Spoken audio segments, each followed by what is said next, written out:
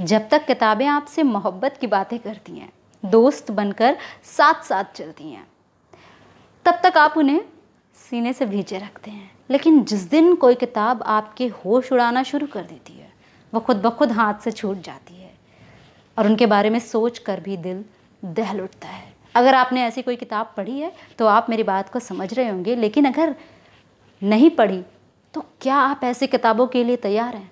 नमस्ते, मैं हूं सुदीप्ता। मसाला चाय पर आपका बहुत बहुत स्वागत करती हूं। किताबों के शौकीन हैं, हिंदी में किताबें ढूंढ रहे हैं, अच्छी किताबों में दिल लगाना चाहते हैं तो ये चैनल आपके लिए है। ऐसी किताबें जो होश फाख्ता कर दें, जो आपको एक ऐसी दुनिया में ले जाएं जो है तो हमारी दुनिया के भीतर ही मौजूद, लेकिन जिसका असल चेहरा हम आज तक नहीं देख पाए हैं। एक ऐसी दुनिया जो हमारे बर्दाश्त के बाहर है। क्या वाकई कुदरत की रची इस खूबसूरत दुनिया में इंसानों के बनाए नियम, कानून और परंपराएं इसे इतना नाकाबिले बर्दाश्त बना देते हैं? ये किताबें आपके इसी सवाल का जवाब हो सकती हैं। शुरू करती हूँ पहले किताब से, तहमीना दुर्रानी की लिखी कुफ्र। ये दक्षिणी पाकिस्तान में मौजूद एक दरगाह की आड़ में हो रहे काले कारनामों का पर्दाफाश करता एक उपन्यास है। उपन्यास की कहानी है हीर की। अपनी 15 वर्ष की उम्र में हीर अभी पहली मोहब्बत का एहसास कर रही होती है कि वो किसी और को पसंद आ जाती है और उसका विवाह पीर साई से हो जाता है। पीर साई खुदा का दूत है, मजहब का रहनुमा है, लेकिन शादी की पहली रात ही वो हीर को अपनी घिनौनी शक्ल से परिचित कराता है। सिर्फ बिस्तर पर नहीं, हर जगह, कमरे में, रसोई घर में, किसी से बातचीत करते वक्त, खाना पकाते वक्त, घर खत लिखते वक्त, हर पल हर लम्हा पीर साई की नज़र हीर पर है। उसकी मर्जी के बिना हीर अपने जहन में कोई ख्याल भी नहीं ला सकती। उसकी ज़रा सी भी गलती क्रूर यातनाओं को न्योता है। वो हर वक्त मौके ढूंढता है कि हीर को कैसे सताए, उसे जलाना, मारना, काटना, मार मार कर अधमरा कर देना, ये तो रोज़ का काम है। हीर घोर प्रताड़ना सहती है। पीर साईं जिसके सामने हजारों लोगों के सिर झुकते हैं, लोग उसे खुश करने के लिए उसे तोहफों से लाद देते हैं। वो उनके लिए दुआ करे, इसकी लोग मिन्नतें मांगते हैं और उन सब के लिए पीर साईं के हाथ दुआ में उठते भी हैं। लेकिन वही पीर साईं अपनी पत्नी के द्वारा भोजन पकाने में ज़रा सी भी देरी बर्दाश्त नहीं करता। उसे हर काम समय से और सलीके से चाहिए, वरना सज़ा बहुत क्रूर हो सकती है। हीर समझ नहीं पाती कि उसके साथ क्या हो रहा है। आखिर क्यों उसे उसके घर वालों से नहीं मिलने दिया जाता, उसके खत नहीं भिजवाए जाते, उस पर इतनी कड़ी नज़र रखी जाती है। दरगाह की आड़ में हो रहे काले कारनामे भी हीर की नज़र से होकर गुजरते हैं, लेकिन वो ये जानकर हैरान हो जाती है कि ये सिर्फ उसकी कहानी नहीं, बल्कि इस हवेली में ऐसे तमाम किस्से जज्ब हैं। क्या हीर अपनी बात बाहर पहुंचा पाती है? क्या वो इस नर्क से निकल पाती है? ये जानने के लिए आपको किताब पढ़नी होगी। लेकिन ये जो विषय तहमीना दुर्रानी ने उठाया, ये बहुत हिम्मत का काम है, क्योंकि आज भी कई देशों में ऐसे विषय वर्जित हैं जिन पर कुछ लिखा नहीं जा सकता, बोला नहीं जा सकता। ये किताब धर्म की आड़ में एक स्त्री के शोषण का दर्दनाक किस्सा है, जिसे पढ़ना आपको खौफ भरी रातें दे सकता है और कई रातें आप इससे निकलने में नाकामयाब हो सकते हैं। अगली किताब है तस्लीमा नसरीन की लिखी लज्जा। बहुत सारे लोगों ने पढ़ ली होगी, तो जिन्होंने पढ़ लिया है वो इस पार्ट को स्किप कर सकते हैं और चाहे तो आप सुन भी सकते हैं। 1992 में भारत में बाबरी मस्जिद विध्वंस कांड हुआ और 1993 में ये किताब लिखी गई। ये किताब जब प्रकाशित हुई तो मात्र 6 महीने में ही इसे बांग्लादेश में बैन कर दिया गया। लेकिन आपको ये जानकर आश्चर्य होगा कि इतने ही वक्त में इस किताब की 50,000 से भी ज़्यादा प्रतियां बिकी। इस किताब के लिए लेखिका को देश निकाला दे दिया गया, जहां वो फिर वापस कभी नहीं लौटी। जब आप इस किताब को पढ़ना शुरू करते हैं तो आप बहुत जल्दी समझ जाते हैं कि ये सामान्य ढंग से लिखी गई किताब नहीं है। 1992 में बाबरी मस्जिद विध्वंस कांड हुआ और उसके प्रतिक्रिया स्वरूप बांग्लादेश में दंगे शुरू हो गए। ये किताब बांग्लादेश में रह रहे एक हिंदू परिवार की कहानी है। किरणमयी, सुधामय और उनके 2 बच्चे सुरंजन और माया एक साथ रहते हैं। वो अपने देश से बहुत प्यार करते हैं, ये जानते हुए भी कि शायद अल्पसंख्यक होने के नाते इस देश में रहना उनके लिए थोड़ा ख़तरनाक हो सकता है। वो अपनी मातृभूमि छोड़कर जाते नहीं हैं, लेकिन फिर वही होता है शायद जिसका डर था। माया का अपहरण हो जाता है, सुधा में बंदी बना लिए जाते हैं। पूरे परिवार को एक लंबा वक्त किसी और के घर में नाम बदल कर रहना पड़ता है। उनके जीवन का हर कदम मौत की आहट है। माया का बलात्कार हो चुका है, लेकिन वो कहाँ है किसी को नहीं मालूम। सुरंजन के सारे मित्र उसका साथ छोड़कर जा चुके हैं। पूरा परिवार डर के साए में बिल्कुल अकेला है। ये किताब एक ऐसे दौर का वर्णन करती है जब धार्मिक उन्माद अपने चरम पर होता है। ये धार्मिक उन्माद का इतना लिजलिजा चेहरा दिखाती है कि पढ़कर आपके रोंगटे खड़े हो जाएंगे, जिसका सबसे ज़्यादा शिकार बनती हैं औरतें और बेटियां। पढ़कर आप महसूस कर पाएंगे कि धर्म जब सत्ता पर चढ़कर ईश्वर की आड़ में क्रूर खेल खेलने लग जाता है ना, तब इंसान इंसान नहीं रह जाता, हैवान हो जाता है। और अल्पसंख्यक किसी भी धर्म के हो सकते हैं। यह किताब होश उड़ाती है, दिल दहलाती है और सोचने के लिए दे जाती है तमाम सवाल, जिनके जवाब ढूंढ पाना आसान नहीं है। चलिए बढ़ते हैं अगली किताब की ओर। तीसरी किताब जो लंबे वक्त से मेरे TBR लिस्ट में थी और कुछ दिनों पहले ही इसने मेरे होश उड़ाकर रख दिए, यह कहना चाहिए कि होश वापस ला दिए। वो किताब है मनीषा कुलश्रेष्ठ की लिखी स्वप्नपाश। स्वप्नपाश में उन्होंने एक ऐसे विषय पर कलम चलाई है जिसका हिंदी में लिखा होना बहुत ज़रूरी था, सिजोफ्रेनिया। ये गुलनाज फरीबा की आप बीती है। गुलनाज सिजोफ्रेनिक है और एक प्रख्यात पेंटर भी। नृत्यांगना माँ और नाटककार पिता की बेटी गुलनाज को रचनात्मकता विरासत में मिली है। माँ पिता अपनी कलाओं की दुनिया में डूबे रहे और गुलनाज अपनी दुनिया में। हालांकि गुलनाज उस दुनिया से निकलना भी चाहती थी, लेकिन चाहकर भी ये संभव नहीं हो पाता। गुलनाज की दुनिया में कुछ अदृश्य आवाज़ें और कुछ अनजाने साए लगातार उसका पीछा करते हैं। ये आवाज़ें और साए सिर्फ उसे ही दिखाई और सुनाई देते हैं। ये उसे आदेश देते और उसे अपनी कमांड में ले लेते। गुलनाज वही करती जो ये साए उससे करने के लिए कहते। आखिरकार जब इस समस्या के साथ जीना लगभग असंभव हो गया तो गुलनाज ने कोशिश की डॉक्टर मृदुल से मिलकर, लेकिन वो जल्दी ही उनसे दिल लगा बैठी। अब डॉक्टर मृदुल के लिए गुलनाज का इलाज करना लगभग नामुमकिन हो गया, क्योंकि वो उसके साथ काउंटर ट्रांसफेरेंस का शिकार हो गए थे।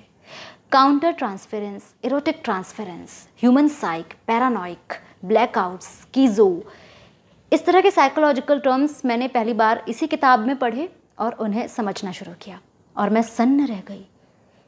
एक सिजोफ्रेनिक जो चित्रकारी की दुनिया में भी अपनी पहचान रखता है, जहाँ पैसा है, शोहरत है, चकाचौंध है, वो सुकून में कैसे जी पाता होगा।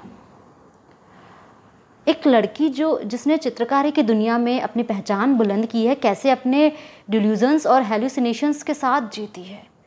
वो कब वास्तविक दुनिया में है और कब वो कल्पना की दुनिया में जाती है, उसे खुद भी पता नहीं। वास्तविक जगत से कल्पना के बीच बड़ी तेज़ी से गोते लगाता उसका मन कभी कभार अपने चित्रों में और कई बार अपनी डायरी में जब अभिव्यक्त होता है तो उसे पढ़ना आपको वहशत से भर देता है। ये किताब एक ऐसे दरवाजे के पीछे झांकने का मौका देती है जहां जाने से हम हमेशा बचते आए हैं। स्वप्नपाश सिजोफ्रेनिया के बारे में एक बहुत ही अच्छा शोधपरक उपन्यास है। एक ऐसी बीमारी जिसे आज भी हम पागलपन, अंधविश्वास या भूत प्रेत से जोड़कर देखते हैं, उस पर एक बहुत अच्छी रिसर्च इन्होंने की है और अवेयर करती है ये किताब। सिजोफ्रेनिया के अलावा कला और चित्रकारी के बारे में भी लेखिका का रिसर्च चौंकाता है, उसे ज़रूर पढ़ना चाहिए। स्वप्नपाश पढ़ना, जिसका एक बहुत बड़ा मकसद ये भी है कि आप ये समझ पाएँ कि सिजोफ्रेनिया में होना क्या होता है।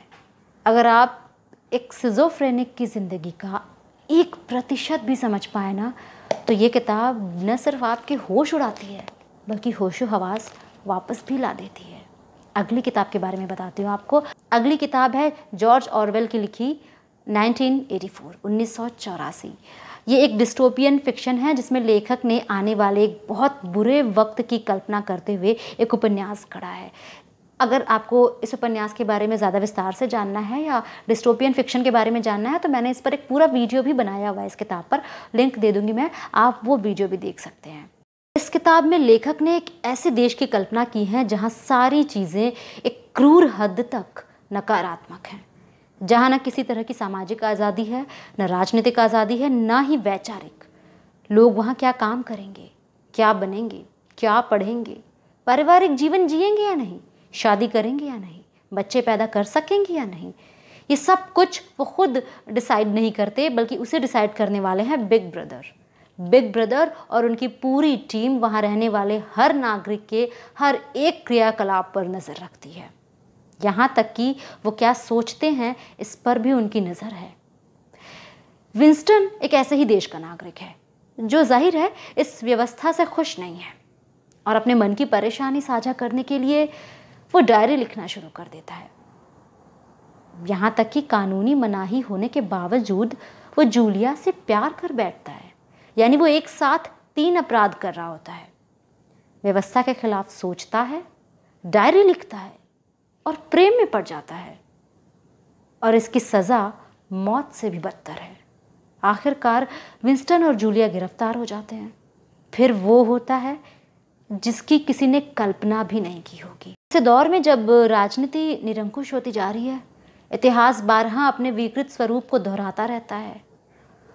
एक लंबी नींद से जागने की कोशिश में नागरिक अब भी उनींदे ही हैं। यह किताब एक अलर्ट है, खतरे की घंटी, और इसे पढ़ते हुए अगर आप वहशत से कांप जाएं और आपको लगने लगे कि कहीं ये कल्पना धीरे धीरे शक्ल तो नहीं ले रही, तो आप इस किताब के उद्देश्य तक पहुंच रहे हैं। किताब बहुत बहुत डराती है, बहुत थ्रिलिंग है और इसे आपको पढ़ना ही चाहिए। आइए अब मैं आपको बताती हूँ आज की 5वें किताब के बारे में, जिसमें बयां त्रासदी 21वीं सदी का युवा तब तक उसका अंदाज़ नहीं लगा सकता जब तक वो ये किताब पढ़ नहीं लेगा। मैं बात कर रही हूँ अमृतलाल नागर के लिखे भूख के बारे में। 1943 में बंगाल में सूखा पड़ा था, अकाल पड़ा था, जिसके बारे में आप सबने सुना हो, हम सबने सिर्फ सुना भर ही है, लेकिन वो कितना त्रासद दौर था। इस उपन्यास को पढ़कर आप उसका सिर्फ अंदाज़ा लगा सकते हैं।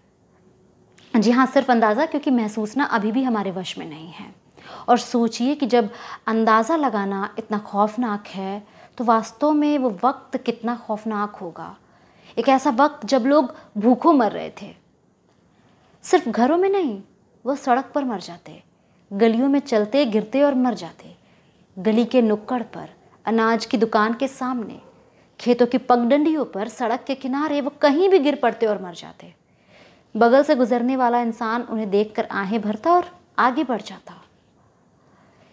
एक एक मुट्ठी अनाज के लिए लड़कियां, औरतें अपना शरीर बेचने को विवश थीं और जगह जगह वैश्यालय खुल रहे थे। क्या छोटा क्या बड़ा, हर परिवार के लोग, लड़कियां, औरतें वहां जाने को विवश थीं, क्योंकि भूख उससे कहीं ज़्यादा बड़ी थी। 2-2 मुट्ठी अनाज के बदले छोटे छोटे बच्चे गुलाम की तरह बिक जाते।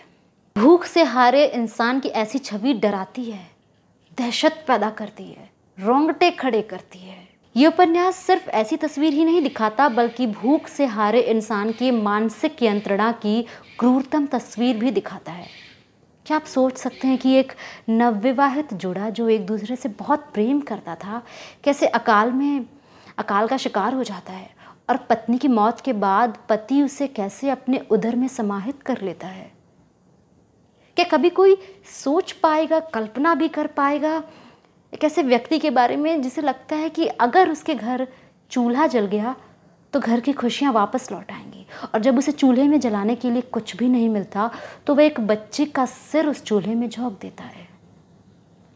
कल्पना से भी परे है ये सब सोच पाना या अंदाज़ा लगा पाना जो घट चुका है। कैसे ब्रिटिश सरकार और चंद उद्योगपतियों की स्वार्थपरक राजनीति ने इस अकाल को जन्म दिया। ये अकाल प्राकृतिक नहीं था, ये षड्यंत्रों और कूटनीति की उपज था। जब लोग सिर्फ भूखे नहीं मर रहे थे, बल्कि वो भूख को पछाड़ देने के बाद पागल होकर मर रहे थे। एक एक मुट्ठी अनाज के लिए दूसरों के हाथों बिककर मर जाते हैं। एक अंजूरी अनाज के लिए कत्ल कर दिए जाते। इस किताब को पढ़ना दिलो दिमाग की एक एक नस थरथरा देने जैसा अनुभव है। मैं जब इस विषय पर किताबें पढ़ रही थी या ढूंढ रही थी ऐसे किताबें जो दिल दहला दे, तो मैं ये चाहती थी कि मैं ऐसे किताबों के बारे में बात ना करूं जो डराती तो है लेकिन वो गढ़ी हुई कथाएं होती हैं, फैंटेसी फिक्शन या कोई मर्डर मिस्ट्री या कोई हॉरर स्टोरी।